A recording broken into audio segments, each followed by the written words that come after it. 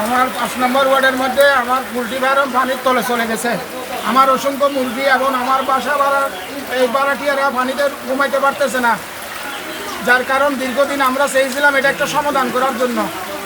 আমরা ইউনোকে বারবার অনুরোধ করেছিলাম, আমাদের ইউনো সাহেব কাজ করতে চেয়েছে, কিন্তু ইঞ্জিনিয়ার আমাদেরকে অসহযোগিতার কারণে আমরা আজকে পানির তলে চলে যাচ্ছি। ভিত্তিতে আমাদের হাজিরপাড়ার ফুলকানিয়াটা ভেঙে দিয়ে তাদের জায়গা পানি যাওয়ার সুযোগ করে দিতে হবে। আমি এই ছাড়া আর কিছু বলতে না। দেশবাসীর কাছে আমরা দোয়া চাই, আমরা বৃষ্টির যেন আল্লাহ যেন আমাদেরকে সুস্থভাবে থাকতে পারি।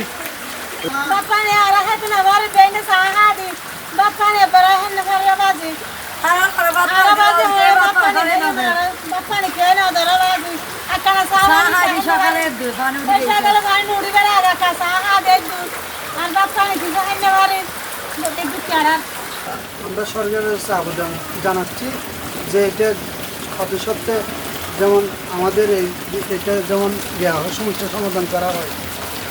আজকে 5 বছর ধরে হাজিরপাড়া একটা ব্রিজ আছে, ব্রিজের ওইখানে সবাই ঘর ভেঙে ফেলছে,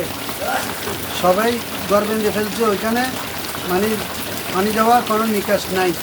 সেজন্য আমরা আজকে অনেকদিন ধরেই কষ্ট পাচ্ছি। আমরা সরকারের কাছে আবেদন জানাই যে এটা কীভাবে সমস্যা সমাধান করা যায়।